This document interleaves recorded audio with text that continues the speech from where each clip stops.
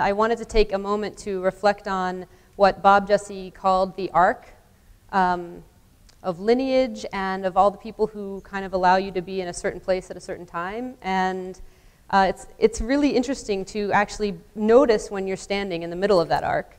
And I can kind of see all of the past and all of the future branching out from here. And it's amazing to have all of you here, and amazing to be working with the people that I am at Hopkins. Of course, the acknowledgements extend beyond the Hopkins team. When I arrived in graduate school at UC Davis, we were embarking on this totally crazy project to take a bunch of Westerners and send them into the mountains and have them meditate for 3 months at a time. And it all kind of happened because we had a family rather than just a group of collaborators or academic people or scientists. And one of the collaborators from that study, a family member, is here, Erica Rosenberg. So it's exciting to see her. And also the wonderful priestess from my wedding came just for this afternoon. And so Sarah, thank you so much. So yeah, it's just so many people to thank, but I gotta give you guys a talk, not just a bunch of thank yous. So what does Buddhist meditation have to teach us about psychedelic science? I'm sure most of you know about Buddhism, at least a little bit. There's the kind of historical Buddha, Siddhartha Gautama. There is the myth, kind of the legend of who he was. And then there's the real kind of cosmic Buddha. The interesting thing about Buddhism is it was just a normal human being who was kind of dissatisfied, even though he had everything he possibly needed to be happy. And he embarked on this quest to find out where true happiness is. And around the age of 29, he kind of left everything that he was familiar with and was just kind of seeking this enlightenment, this happiness. And it was actually, I think, exactly 2,500 years ago this year that he sat under a tree and said, I'm not going to move until I figure this out. And Buddha just means awakened one. And we kind of come from that ancient tradition of mind training, thousands of years old. And the kind of overarching idea of my talk is how do you take an ancient practice and turn it into modern medicine? And I think that Buddhist meditation is a success story in alternative and complementary medicine that it would behoove us to pay attention to. And I think if we want to take the ancient traditions of psychedelic healing and make them into modern medicine and make them mainstream, we have a really good example in contemplative science, and it's happening right now, and it's a big success story. And so that's kind of the gist of my talk. So meditation comes over to the West, probably in the late 1800s, but definitely in the 1950s and 60s. And it wasn't until the 80s that someone kind of came up with this idea of turning meditation into a nice secular term that everyone could get behind, and that's mindfulness. And so we can thank Jon Kabat-Zinn for kind of coming up with a term that, that Americans could kind of get behind. It wasn't challenging their religion. And mindfulness has now been used in various capacities for treatment of sick people, for pain, mood disorders, addiction. You might be familiar with mindfulness-based stress reduction. There's also relapse prevention. It's also been used to study mental training in healthy people. So kind of looking at optimal functioning, pushing the limits of what we consider to be healthy and well. And it's also been a cornerstone of basic science into neuroplasticity. So how it is that the brain can change in structure and function as in adulthood. I like this little graph down here because it shows that this was a study not related to meditation where people were either physically practicing piano sequences or mentally practicing the sequences in their mind. And it turns out that the brain doesn't care. If you physically practice something or mentally practice something, you get the same change in brain representation of that skill. And that's kind of a lot of how we've talked about contemplative science, trying to explain to people what happens when you're just sitting there, quote, doing nothing. Your brain is actually relearning all sorts of new habits and skills that then can be applied in other contexts. I'll give you just the example of the experience I had as a grad student working on this project called the Shamatha Project. It was kind of the brainchild of Cliff Sarin, who is an American neuroscientist, and Alan Wallace, who was born in America, traveled to Asia, and then kind of came back. So he was our bridge to the Tibetan Buddhist culture. And they kind of had this idea from the first time they traveled to India together that why don't we study normal Americans engaging in intensive meditation training and try to show people whether it's not just kind of where you were born, that you were treated like a god from the age of 2, or that you were living in a monastery with no concerns, but that normal people who had committed their lives to this very intensive mental training could change in certain ways. So we conducted 2 3-month retreats. The original study design was something like a year-long retreat, and it was probably a good idea that we didn't begin with a year, because we're still trying to churn through the data, and that's only from 3 months of worth of meditation. But 60 brave souls were willing to sign up. Actually, more than that. This was about 50% of the people who applied. And they each person came to Shambhala Mountain Center in Colorado and meditated every day for 3 months. And some of us lucky scientists got to live there with them. And we were kind of doing the marathon science mental training instead of meditation. Okay, so I don't know how many of you have tried meditation or familiar with any of these papers, but shamatha meditation is a concentration practice. I think it appeals to our sense of kind of getting somewhere. So there's a goal of trying to attain perfect concentration. And we begin with the breath, and you focus on the breath. So I won't kind of take you guys through this, because people don't really, I don't know. If you like meditation, then you're like, ooh, yay, we get to meditate. But if you haven't done it before, you just are kind of fidgeting and getting uncomfortable. So essentially, you're bringing all of your awareness to the sensations of breathing. And then as soon as your mind wanders, you notice that it has wandered and you bring it back. And you just do this over and over and over again. And something really profound happens. The more that you do that, your mind kind of settles down.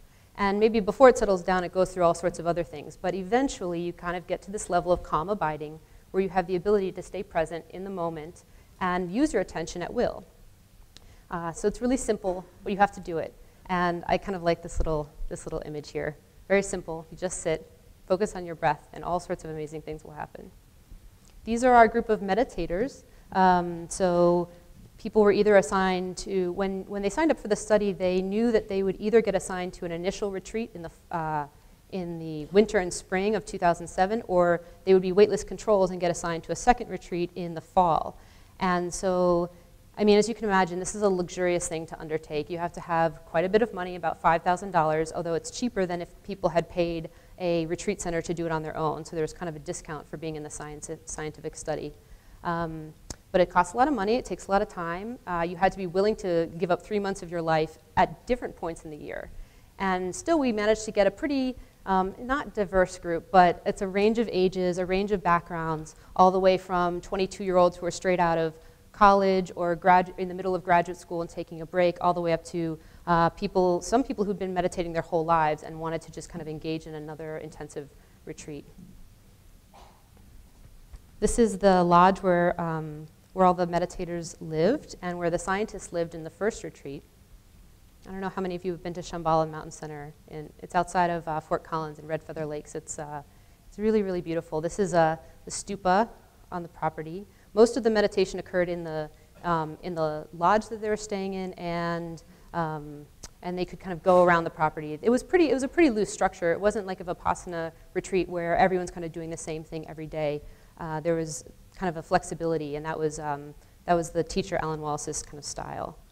We built labs there so that we could conduct behavioral and neuroscience testing on site, so that people didn't have to be disrupted in the middle of their retreat.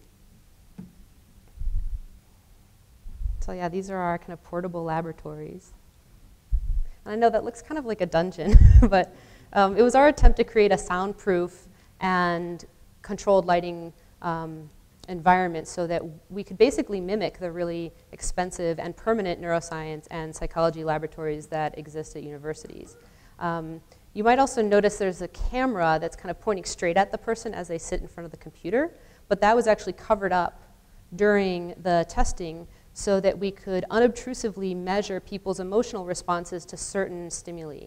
And the woman I mentioned earlier, Erica Rosenberg, has created this work of art, which is a 4,000-word beautiful paper that I can't say much about it because it's under review right now, but it's so exciting that soon the world is going to see all of this amazing kind of what happens after 3 months of basically just paying attention to your breath and sitting, to the ability to be with depictions of graphic human suffering in terms of facial expressions of emotion and self-report. We eventually actually debriefed people, so we had to measure it and not tell them that we were measuring their facial expressions, and then people could opt into the data at the end of the study once they were debriefed.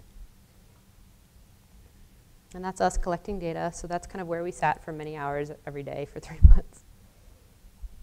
And we collected also brain measures of electrical activity at the scalp, so EEG. We collected physiology measures. So that's one of our volunteers. That's Stephen Eichley. He's one of the research scientists on the study. We collected blood and saliva, all sorts of different biomarkers. The approach here was we may never get to do something like this ever again, so we're going to collect as much data as possible. And that was both a blessing and a curse, because now we have more data than we know what to do with. So I'll just take you through one example of a kind of nice demonstration of how meditation improves your ability to control your mind and your behaviors. We developed this really boring and also frustrating task that involves looking at single lines appearing at the center of the screen, flashing on and off. And most of the lines are long, and you respond when you see a long line, and then sometimes the line is short and you withhold. And it's very frustrating to do because you kind of get in this mode of continually responding and then you can't withhold. And people do really badly at this kind of task, especially when it's about half an hour long. And what we found is that after about a month and a half of training, people were able to improve their performance in inhibiting their responses. And it actually translated into how they self-reported that they felt at the end of 3 months of retreat. And so we kind of used these fancy statistical models to show that the better you did at that computer task, which seems really silly, predicted how good you felt in all these different domains in terms of well-being, mindfulness, empathy, different personality measures, how you feel in terms of interpersonal relationships, anxiety, and being able to regulate your emotions. And I think this kind of demonstrates that it's nice to combine very mechanistic tasks with something that's real world. And I'll kind of come back to that later with respect to psychedelic science. Okay, so the bottom line is meditation is really good for you. I think everyone should do it. I think it's kind of funny. I just want to take a step back that, you know, with the Hopkins team, we didn't plan this, but we're really kind of like taking you guys to church this afternoon. It's like, we're like beginning with Bob and religion and kind of reframing religion, and Brian and Mary sharing so deeply about our experiences with volunteers, and now I'm trying to tell everyone to practice meditation, but that's just our style, I guess. So we found improvements in perception, concentration, biomarkers of stress and aging, changes in brain structure and function, and there are tons of other studies that have looked at changes in the amount of gray and white matter in people's brains as they go through training, and also brain function. There's just, I mean, it's an exponential growth in papers on meditation training, both in adepts and in beginners, people who are healthy and who are sick. Okay, so to sum up kind of what contemplative science is now, there are longitudinal studies of healthy people, people who are beginning a meditation practice, and long-term meditators. And that has allowed us to kind of foray into a much larger field, which is interested in neuroplasticity. Basically, how the brain can change once you're through major development and into adulthood. We have mindfulness-based therapies for depression, addiction, pain, chronic conditions that involve kind of autoimmune disorders. More recently, there's this kind of movement toward resilience training. So I included public schools along with prison and military because I think sometimes we forget that public school is really, really, really challenging and suffering for a lot of people. And you know, we see this. We're in Baltimore, and we see it every day. That while we are having people have mystical experiences on a couch, there are people who are in acute suffering right next door. And I think that what contemplative science has offered is that a practice that's really simple, it's free, once you learn it, you have it, that can be used in all sorts of different contexts. It doesn't matter who you are. It's also, I think, giving us a tool into actually training meditation practitioners to be scientific tools, so they can report to us about phenomena that normal people may not have access to. And I think that there's a kind of correlate there with psychedelic or psychonauts. So people who actually practice journeying may be better at telling us things about the mind than people who don't. And so we can kind of keep that in mind going forward for basic science in psychedelics. And finally, and you'll hear this if you're going to the dinner tonight, I hope you'll hear kind of more about this idea of wisdom and compassion and altruism that is coming out of the basic and clinical science in the realm of meditation. Okay, so what does all this have to do with psychedelic science? I'm just giving you an example of one of the findings from our from our studies. It's the one I can take credit for because I was there when it happened, and so anything that's good or bad about this finding, it's kind of all on me, so that's why I use it. But this is an example of what happens when you do a longitudinal study of healthy people. You can look at how changes in their functioning over the long term are affected by a particular experience on a psychedelic, in this case psilocybin. And kind of extending that forward, you could imagine all sorts of really interesting research with creativity. Openness is related to inspiration, number of inventions and patents that people have. There was an Australian study that showed that 1 standard deviation increase in openness over time was equivalent to a $60,000 increase in annual income in terms of general happiness. You can imagine all sorts of interesting applications for psychedelic-based therapy, which we've heard a lot about this weekend, for treatment-resistant major depression, and we have a couple groups in the world now, in the UK and other places, about to embark in this direction, looking at brain mechanisms, neurochemistry, changes in the brain in terms of kind of stimulating neuroplasticity. And that all sounds very exciting. However, this is where I'm going to kind of say my piece about how psychedelic science should kind of watch out. I actually don't think that there's any amount of data or enthusiasm that is going to be enough unless we reach out to the people who don't think that psychedelic science is such a great idea. And not just psychedelic science, but psychedelic healing. And so I would kind of remind people that, now meditation is mainstream. That's a picture of a congressman from Ohio who's big into meditation and mindfulness all of a sudden. He was basically at his wit's end, and he went on a Jon Kabat-Zinn mindfulness-based stress reduction retreat, and it changed his life. And so he wrote this book, Mindful Nation, and he passed it out to Congress. And I mean, this is so mainstream, it's almost hard to imagine where meditation came from.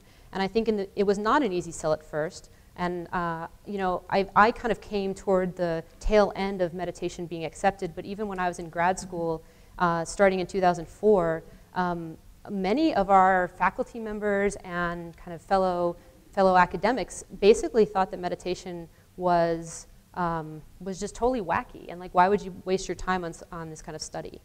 And all the stuff about mystical experience is so powerful at the personal level and in terms of when the person goes back into society. But I think we have to be careful because sometimes it sounds really too wacky for people.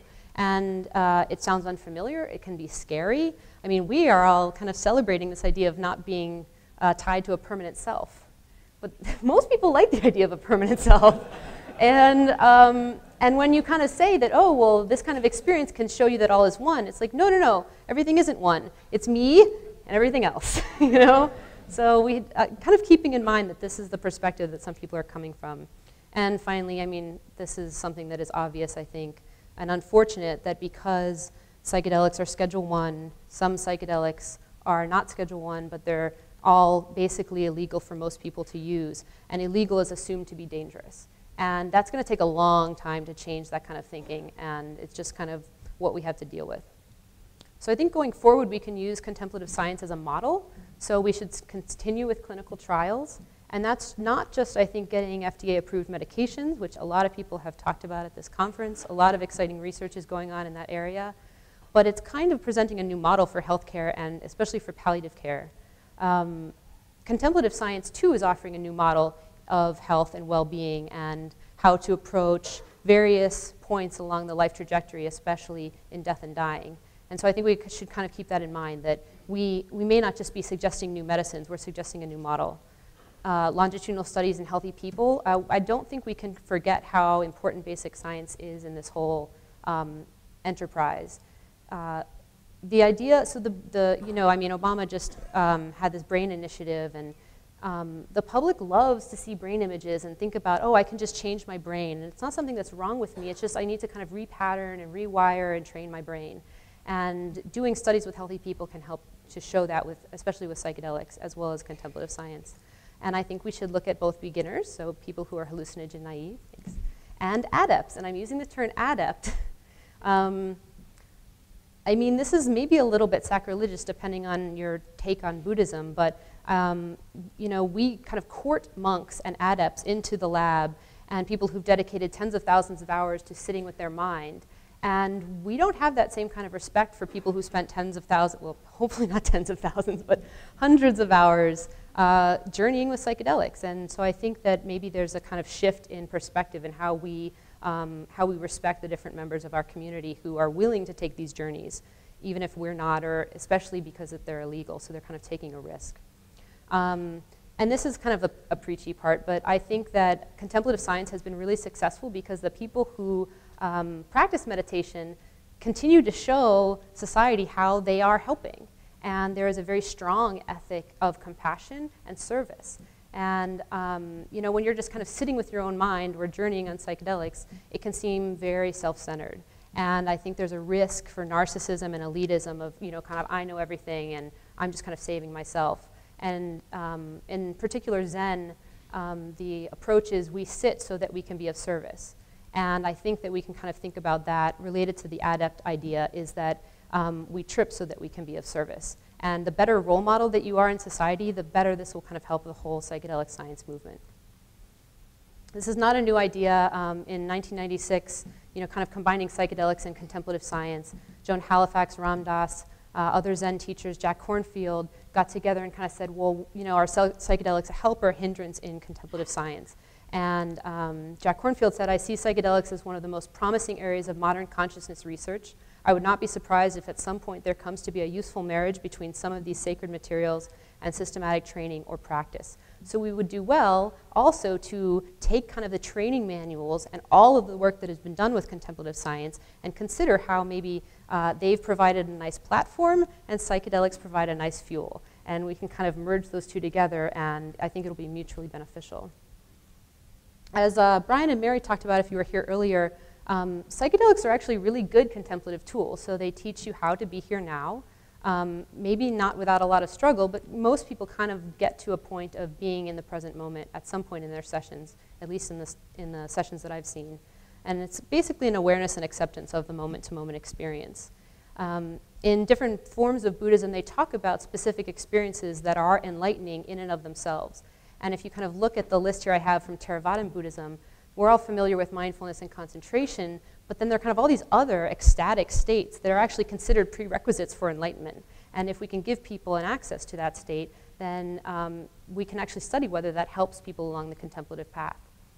And kind of going back again to the lineage, Leary and Alpert, who became Ram Dass, and Ralph Metzner, put together actually a kind of really nice guide for psychedelic experience. It's not a perfect translation at all of the Tibetan Book of Living and Dying, but it kind of talks about the connections between psychedelics and contemplative practice. I would also suggest that a lot of people, I've learned kind of being with long-term meditators and watching people go through retreat, that you can actually meditate a long time before you learn how to let go, and you learn how to accept your inherent impermanence and interconnectedness with the world. And I think that psychedelics can serve as a tool, beginning meditators, middle of the path, even long-term meditators, to kind of test your assumptions about your own practice. And I kind of like, I mean, you can read this quote. This kind of sounds really hardcore, but I mean, some people I've met have had experiences like this, where they come face to face with this fear. And anecdotally, speaking to meditation teachers, sometimes people who have experiences with psychedelics are able to be familiar with that kind of state in their meditation and move through it. At Johns Hopkins, we are undertaking, we just completed a study of beginning meditators who started a meditation practice and also received psilocybin, and Roland Griffiths will be talking about that tomorrow. I'm not sure what he'll say because I've been blind to the study design since 2009 when I joined the team, so I'm actually really excited for his talk tomorrow. We're about to embark on a new research study with psilocybin in long-term meditators, and we have tentatively a session planned for as soon as we get back. These kinds of things take a long time. I'm not sure how many people appreciate how long it takes to get a psychedelic research trial going, but there's kind of a lot of paperwork, a lot of bureaucracy. It's all very necessary at some level, but you know, by the time we actually run a volunteer, we've probably been thinking about the study for about 2 to 3 years, if not much longer. And Robin Carhart Harris Are you speaking tomorrow, Robin? Yeah, so Robin will be talking about this tomorrow, but there's some really intriguing new findings from last year that seem to actually be continued to replicate, which is that with IV psilocybin, there are decreases in default mode networks that are kind of important for maintaining a sense of self in space and time. And my friend Judd Brewer at Yale had found a very similar pattern of brain activity in long-term meditators when they were meditating versus at rest. And when Robin's paper came out, Judd called me immediately, and he said, it looks like the exact same figure from my paper. And Judd's not the first person who's found that. There are other papers that have found something similar. And so we're kind of thinking about ways to test the overlap and differences between a selfless state on something like psilocybin and a selfless state during meditation. Okay, and finally, because I'm just out of time, I want to bring us back to this idea of meditation turning into something like mindfulness. The interesting thing is once you give people a hook, you don't actually have to get rid of any of the other stuff. It's just simply a way to make a connection. So right now, the contemplative science field is actually finally moving beyond this idea of, oh, it's just mindfulness training, it's just concentration training. And we're actually starting to reinvestigate some of the more kind of mystical, religious, ethical practices that originally came over with meditation from Asia.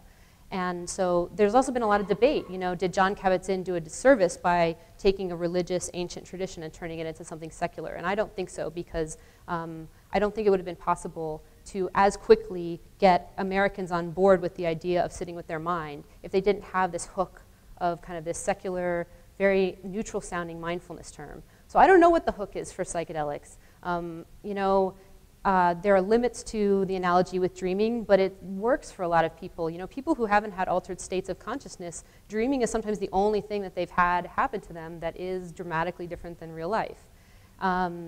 There's a kind of a hook with kind of, you know, a creativity enhancement technique or imagination. I mean, Disney World is one of the most successful classic American enterprises, and it's because Americans love imagination and kind of and creativity and entertainment, and so that might be a hook. Awe and wonder is a little bit more challenging, but kind of people I think like the idea of wonder. You know, being more wild in the wilderness, rites of passage. You know, as you kind of go down this list, we get to, oh wow, you just saw dying. That's scary. That's not going to be the hook, but it might be. So we're going to have a lot of people in our country, I mean, currently and also very soon, who are in states of not quite out of this life, but not quite in it. So in very serious pain, disability, sitting by themselves in hospitals, and going through the dying process, and we don't have a way to deal with that in this country. And I think that psychedelics may actually be coming around at just the right time to help our country finally come to terms with these transformations, not just at the beginning of life or in the middle of life, but at the end of life. And I had the honor to sit with Joan Halifax at her retreat center in December. And I was just so amazed by how there are actually allies for our movement in psychedelic science in other fields, in palliative care, in midwifery, in so many other areas that it hasn't even occurred to them. I mean, it occurred to Joan Halifax a while ago. She's no longer a proponent, I think, directly of psychedelic science. She's kind of a supporter on the sidelines, because she's a Zen priest now, so she's got kind of a long tradition to uphold. But there are kind of these allies in all these different areas that we can reach out to. And it's not, I think we need to remind ourselves that we are not just teaching people the new model. There are also models out there that we can use in psychedelic science to help kind of people get more familiar with everything that we're doing, and so that they can kind of appreciate some of the enthusiasm and maybe say, well, you know what, I don't want to do this, but a family member of mine is really sick and they deserve to die with dignity and with peace. And so I will leave you with that. Thank you so much. We have so much ahead of us, and there's a lot of momentum, so thank you.